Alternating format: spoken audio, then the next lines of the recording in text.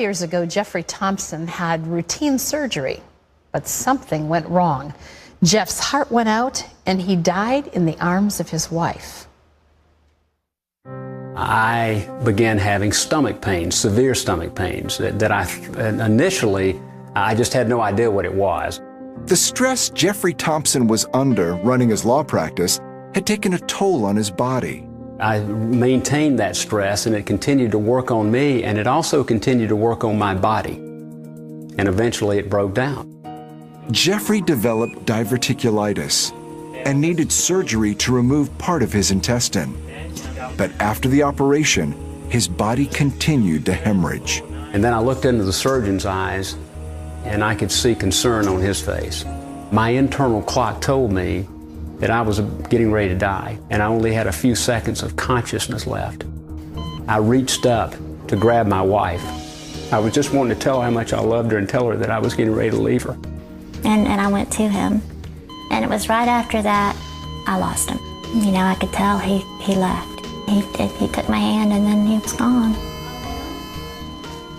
Jeff Thompson joins us now live, thankfully, for the rest of his story. Jeff, it's great to have you with us. Terry, honored to be here. Thanks for having me. Can we go kind of back to the beginning, Sure. first of all, and set the stage here? You were a very successful lawyer. You were working 70 to 80 hours a week. Correct. And it eventually took a toll on your body. Tell us about that. Well, it did. You know, my practice it takes us around the country. I'm fortunate. I'm with a wonderful firm, and we have clients in every state, wow, which requires a lot of travel. And as you probably know, it takes it out of you. And over time, it broke my body down, unfortunately. So here you are. You're going into this surgery for a stomach issue. Right. Nothing that should have been fatal.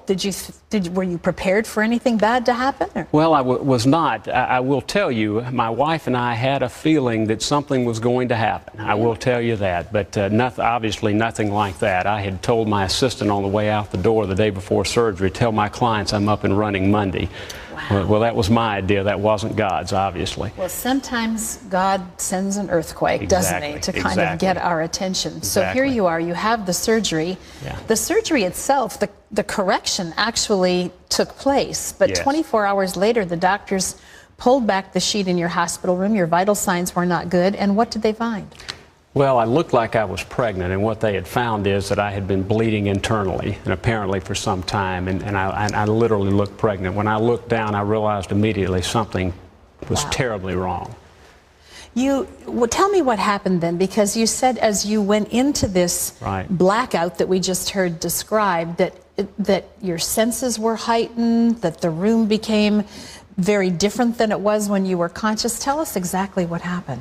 Well, right as I looked down at my stomach, I began to die, and my sensations from my extremities began to leave me, and I knew what was happening. You were conscious of it. I was conscious. I knew I only had a few seconds left of consciousness, and I reached up, grabbed my wife, and I wanted to tell her one more time how much I loved her. Yeah. She's an incredible person.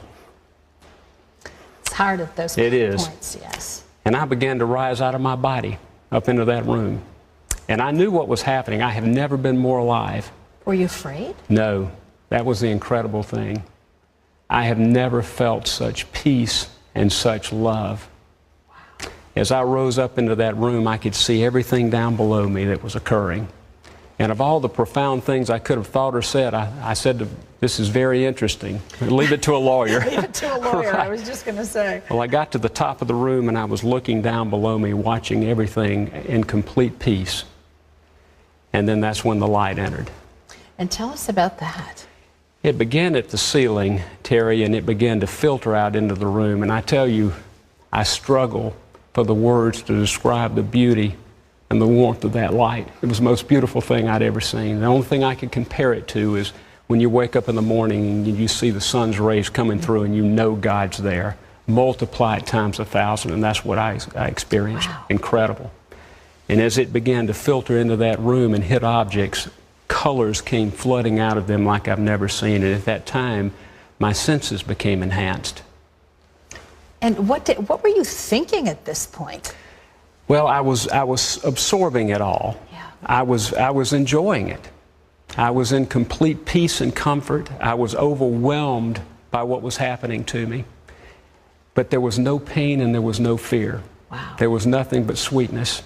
Where were you at spiritually at this point in your life? I had been a Christian since I was a teenager, and I loved God, and you know, went to church, and went to Sunday school, helped teach Sunday school. I've had a love for God for a long time, but I tell you, I never understood how much He loved me until this happened. Wow. I'd been told all about it. I'd read it, but I never truly understood it. So suddenly you're in the presence of what you're sensing is God Himself. Right. And right. What did that do to you? What did that do to you as a person, as a Christian? Well, at the moment, it overwhelmed me. Had I had a body, I would have gone to the floor. I can tell you there's nothing like having God poured into your soul. Wow. And that's what happens. He poured into my very soul, and I was overwhelmed by it. So you're in this amazing place, and you're feeling and seeing everything in extremes, and it's beautiful and peaceful. How did you wind up going back into your body? Well, during this process, God infused a number of things into me, a number of thoughts, a number of things. But I had a fleeting thought, Terry, and that fleeting thought was, well, what about Madeline, my wife? And what about my son? Yeah. And it was a fleeting thought, which is unusual. I love them so dearly, but I wanted to be with God. But I had that fleeting thought, and that's when God said, you're going to go back. And what did you feel then? Well, the most immediate thing that happened was everything stopped below me. When I asked, well, what about Madeline and Will, everything stopped. It was as if someone put a pause button on a television. And everything stopped, and everything went silent. It was complete peace. And then He said, you're going to go back. Now, He infused things into me, and then I shot back in my body like I'd been hit by a lightning bolt.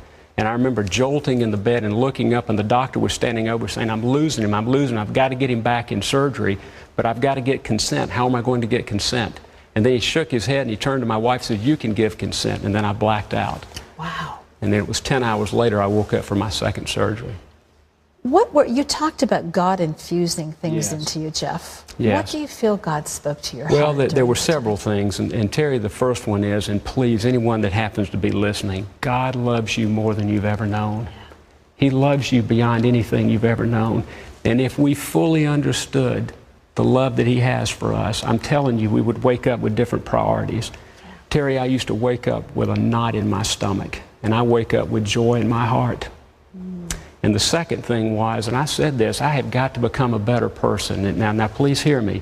Becoming a better person does not get you to heaven. You get to heaven through Christ and His blood. But what happened was when I was placed up to God's light, I realized how far short I fell. Yeah. And I realized all the times I could have helped others and brought them to Christ and failed to do it. When you feel His intense love, it makes you want to live differently. It does. It makes you, and the closer you get to Him, the more you know you need Him. Ultimately, how do you feel like this has changed you?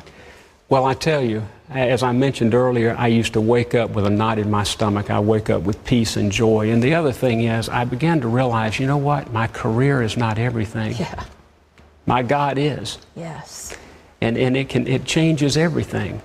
You think differently, you feel different. Now, I love what I do. I've got an incredible firm that I've worked with. The people I'm with are just wonderful, loving people. And we love working together, and I still love what I do. But there's nothing sweeter than God's love. Well, that's an amazing, powerful picture of God really dropping Himself right into the middle of someone's life just to say, I love you. Incredible. Yeah.